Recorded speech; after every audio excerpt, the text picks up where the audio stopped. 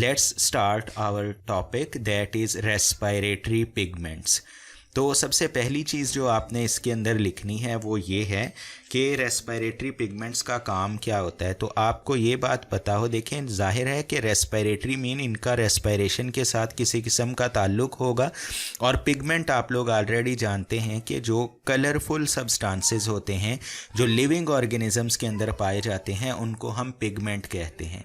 यानी कि आम तौर पे सिर्फ कलर होता है, जैसे किसी भी ऑब्जेक्ट का कलर है, लेकिन वही कलर अगर किसी एनिमल या किसी प्लांट या किसी और ऑर्गेनिज्म के अंदर मौजूद हो तो उसे हम पिगमेंट का नाम देते हैं। जैसे हमारी स्किन का जो कलर है वो पिगमेंट की वजह से है, मेलानिन की वजह से।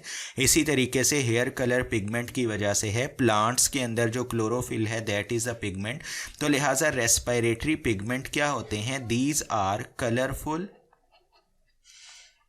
कलरफुल सब्सटेंसेस आप कह सकते हैं, या फिर आप केमिकल्स कह सकते हैं, मॉलिक्यूल्स कह सकते हैं, associated with respiration.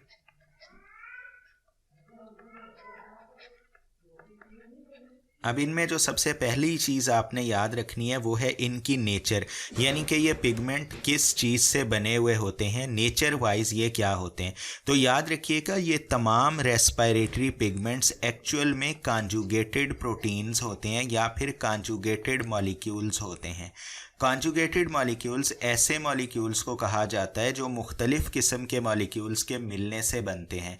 For example, अगर आप कार्बोहाइड्रेट्स को लिपिड के साथ मिला दें तो ग्लाइकोलिपिड बनेगा, that is a conjugated molecule.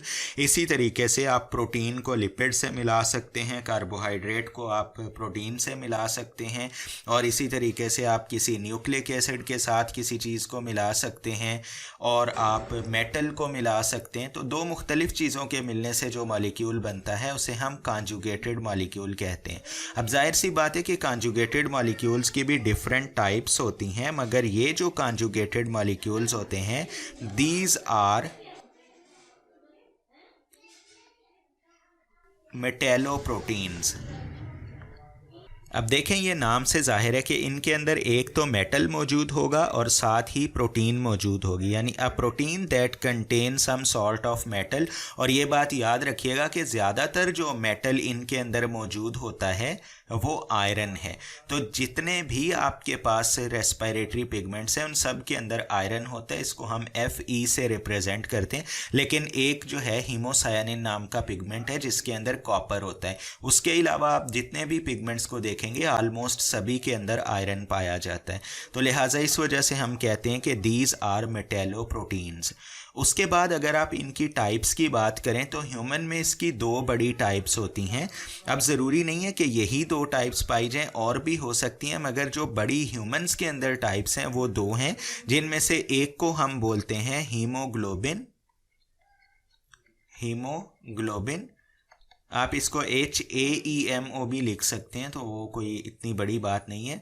और जो दूसरा पिगमेंट होता है दैट इज़ कॉल्ड मायोग्लोबिन। क्योंकि ये ज़्यादातर ग्लोबुलर प्रोटीन्स होते हैं तो इस वजह से हम ग्लोबिन का वर्ड यूज़ करते हैं। और इसको जो है वो आप शॉर्ट फॉर्म में भी लिख सकते हैं। हीमोग्लोबिन को हम HB लिखते हैं। आपने HG नहीं लिखना, वरना वो फिर मरकरी का सिंबल बन जाता है। उसी तरीके से मायोग्लोबिन को आपने MG नहीं लिखना, वो मैग्नीशियम होता है, तो आप लिखेंगे MB। So myoglobin and haemoglobin, ये दो तरह के जो पिगमेंट्स हैं वो यहाँ पे पाए जाते हैं ह्यूमंस के अंदर। अब जो सबसे पहला पिगमेंट है that is called haemoglobin. So haemoglobin के अंदर जो बातें आपने याद रखनी है उसमें सबसे पहले है इसकी अक्रेंस। तो याद रखिए कि जो हीमोग्लोबिन होती है ये आलमोस्ट ऑल वर्टिब्रेट्स के अंदर पाई जाती है, ऑलमोस्ट ऑल वर्टिब्रेट्स। कुछ इनवर्टिब्रेट्स के अंदर भी ये होती है, मगर वर्टिब्रेट्स तो सब के अंदर हीमोग्लोबिन पाई जाती है। कुछ लो ग्रेड की फिशेस ऐसी होती हैं जिनके अंदर हीमोग्लोबिन के अलावा कोई पिगमेंट होता है, अदरवाइज ज़्यादातर फिश में और उसके अलावा एम्फीबियंस हैं, बर्ड्स हैं, रेप्टाइल्स हैं, मैमल्स हैं, इन सब के अंदर हीमोग्लोबिन पाई जाती है। So almost all vertebrates have haemoglobin. और ये बात आप याद रखिएगा कि it is found in the blood, ये हमेशा ब्लड के अंदर पाई जाती है और ब्लड के अंदर ये आरबीसीज या रेड ब्लड सेल्स के अंदर पाई जाती है। आरबीसीज को आप एक दूसरा नाम भी दे सकते हैं, दैट इज़ कॉल्ड एरेथ्रोसाइट्स। जो कि मेच्योर आरबीसीज होते हैं उनको आप एरेथ्रोसाइट्स भी बोल सकते हैं या रेड ब्लड सेल्स भी बोल सकते हैं, इनके अंदर ये पाई जाती है। उसके अलावा अगर आप इसके फंक्शन को देखें तो जाहिर सी बात है, हमने पता है कि ये ऑक्सीजन या गैसेस की ट्रांसपोर्टेशन करता है। तो आप यहाँ पे लिखेंगे कि it is involved in transport of respiratory gases. ज़्यादातर जो पिगमेंट्स होते हैं जो ब्लड के अंदर पाए जाते हैं वो गैसेस को ट्रांसपोर्ट ही करते हैं। तो हीमोग्लोबिन के साथ आप लिख सकते हैं ये पार्शली ऑक्सीजन और कार्बन डाइऑक्साइड को स्टोर भी कर सकती है और साथ ही साथ जो है ये उसको ट्रांसपोर्ट भी कर सकती है। ये बात आपने जहन में रखनी है कि हमारा मेन कंसर्न तो ऑक्सीजन की ट्रांसपोर्टेशन होता है, बट इसका हरगिज़ ये मतलब नहीं है कि हीमोग्लोबिन के साथ CO2 बाइंड नहीं होती। कार्बन डाइऑक्साइड भी बाइंड होती है और ऑक्सीजन भी बाइंड होती है, लेकिन इसकी जो बाइंडिंग एबिलिटी है वो ऑक्सीजन के लिए ज़्यादा है, इसकी एफिनिटी, और कार्बन डाइऑक्साइड के लिए वो कम है। उसके बाद जो नेक्स्ट पॉइंट हमने याद रखना है वो ये है जी इसकी अमाउंट। अब याद रखिएगा कि आपकी बुक के अंदर एक फ़िक्स अमाउंट दी गई होगी, उसको हम डिस्कस करते हैं, लेकिन अगर हम नेट या डिफरेंट बुक्स से देखें तो हमें ये बात पता चलती है कि मेल के अंदर 14 to 18 ग्राम होती है पर 100 मिलीलीटर। यानी कि अगर आप किसी मेल से 100 मिलीलीटर ब्लड निकालते हैं तो उसके अंदर 14 to 18 ग्राम जो है वो हीमोग्लोबिन पाई जाएगी। फीमेल्स के अंदर ये अमाउंट थोड़ी सी कम होती है और उनके अंदर 12 to 16 ग्राम पर 100 ml पाई जाती है। The most obvious reason for this is the muscle mass. मैं नंबर ऑफ मसल्स की बात नहीं कर रहा, वो ऑलमोस्ट सेम ही होंगे, लेकिन जो ओवरऑल मसल का मास होता है वो ज़्यादा होता है मेल्स के अंदर। तो दैट्स वाई उनके अंदर ज़्यादा ऑक्सीजन रिक्वायर्ड होती है, ज़्यादा एनर्जी रिक्वायर्ड होती है, तो इस वजह से वहाँ पे इसकी अमाउंट बढ़ जाएगी। लेकिन अगर एवरेज अमाउंट हम देखें तो वो 15 ग्राम पर 100 मिलीलीटर ऑफ ब्लड है। ये बात आपने याद रखनी है, इट्स वेरी वेरी इंपॉर्टेंट।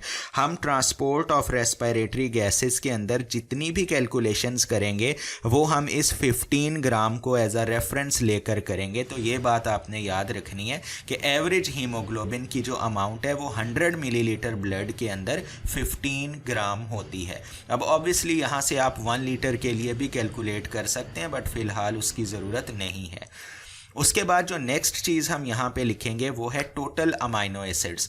तो हीमोग्लोबिन भी आफ्टर ऑल एक ग्लोबुलर प्रोटीन है और आपको पता है कि proteins are the polymers of amino acid. आपने फर्स्ट ईयर के सेकंड चैप्टर में पढ़ा होगा। तो इसमें अमाइनो एसिड्स की तादाद होती है 574 और इसके अंदर जो टोटल पॉलीपेप्टाइड चेन्स होती हैं those chains are 4, total 4 chains हैं। अब आप लोगों ने अगर प्रोटीन का स्ट्रक्चर पढ़ा हो तो आपको ये बात पता होगी कि जो लेवल्स ऑफ ऑर्गेनाइजेशन हैं या जिसको हम प्रोटीन हायरार्की बोलते हैं उसमें प्रोटीन 4 लेवल्स के ऊपर पाई जाती है, जिसमें प्राइमरी प्रोटीन है, सेकेंडरी प्रोटीन है, टर्शरी प्रोटीन है और क्वाटरनरी प्रोटीन है। अब जो सेकेंडरी प्रोटीन होती है उसकी 2 टाइप्स होती हैं, एक को हम अल्फ़ा हेलिक्स बोलते हैं और दूसरे को हम बीटा प्लेटेड शीट बोलते हैं। तो इसकी जो 4 चेन्स होती हैं इनमें से 2 इसकी अल्फ़ा चेन्स होती हैं और 2 इसकी बीटा चेन्स होती हैं। दोनों में नंबर ऑफ अमाइनो एसिड्स एक दूसरे से डिफरेंट होते हैं, वो इस वक्त अभी हमें करने की ज़रूरत नहीं है। अगर हम इसके स्ट्रक्चर की बात करें तो जैसे मैंने आपको बताया है कि ये है तो ग्लोबुलर प्रोटीन, तो हम यहाँ पे लिखेंगे दीज आर ग्लोबुलर प्रोटीन्स। और ग्लोबुलर प्रोटीन्स ज़्यादातर वाटर सॉल्युबल होती हैं, जबकि फाइब्रस प्रोटीन्स वाटर इनसॉल्युबल होती हैं मोस्टली। सो ये ग्लोबुलर प्रोटीन है और उसके अलावा ये लेवल्स ऑफ ऑर्गेनाइजेशन में क्वाटरनरी स्ट्रक्चर्स के अंदर पाई जाती है। So it has quaternary structure. और क्वाटरनरी स्ट्रक्चर जो होता है ये प्रॉपर 3D स्ट्रक्चर होता है। एंजाइम्स भी आपके क्वाटरनरी स्ट्रक्चर्स के अंदर पाए जाते हैं, ग्लोबुलर प्रोटीन्स होती हैं। और उसके बाद जो नेक्स्ट चीज़ है वो है इसका स्ट्रक्चर, और स्ट्रक्चर का एक बेहतरीन सा डायग्राम आपके सामने, ये दोनों ही हीमोग्लोबिन के डायग्राम्स हैं बट इनको डिफरेंट स्टाइल के अंदर ड्रा किया गया है। अगर आप ये पहले डायग्राम को देखें तो आप यहाँ पे देख सकते हैं ऊपर एक रेड कलर में पार्ट आपको दिख रहा है, उस पर लिखा हुआ है इट हैज़ बीटा चेन 1, और जबकि इसके बिल्कुल सामने लिखा हुआ है बीटा चेन 2। तो इसमें दो बीटा चेन्स हैं, जबकि नीचे आप देखेंगे तो अल्फ़ा चेन 1 है और अल्फ़ा चेन 2 है। तो दो अल्फ़ा चेन्स हैं और दो बीटा चेन्स हैं। सेंटर में इसके Fe2+ लिखा हुआ है, जिसको मैंने अभी एनसर्कल कर दिया है, वो मैं आपको बता चुका हूँ क्योंकि मेटेलोप्रोटीन है, इसमें आयरन पाई जाएगी, और ये हीम वाला ग्रुप ही एक्चुअल में इसके इस पार्ट को शो करता है जिसके अंदर आयरन होता है, because the word is haemo and globin. So haem basically iron के लिए यूज़ हुआ है और जो ग्लोबिन है ये प्रोटीन के लिए यूज़ हुआ है। उसके सामने आप ये भी देख सकते हैं कि ये एक्चुअली में मिलकर एक पूरा ग्लोबुलर स्ट्रक्चर इन्होंने बनाया है, और दूसरी तरफ आपको ये भी दिख सकता है कि सेंटर में इसके आयरन है और वो नाइट्रोजन के रिंग्स के साथ अटैच है। The important thing is that this nitrogen containing ring is called pyrrole ring. एक नाइट्रोजन वाले रिंग को हम पायरोल रिंग कहते हैं, और आप देख सकते हैं इसमें 4 नाइट्रोजन है, सो 1, 2, 3 एंड 4।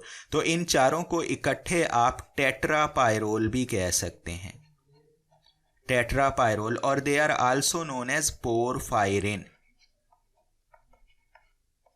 कुछ सुना सुना सा लग रहा है ना? Yes, this is the same thing जो आपने क्लोरोफिल के स्ट्रक्चर में पढ़ा था। तो इसका जो स्ट्रक्चर है वो क्लोरोफिल के साथ मिलता है, बट डिफरेंस ये है कि क्लोरोफिल के सेंटर में मैग्नीशियम था जबकि इसके सेंटर में आयरन है, और ये आयरन ही वो पार्ट है जिसके साथ ऑक्सीजन आके अटैच होती है।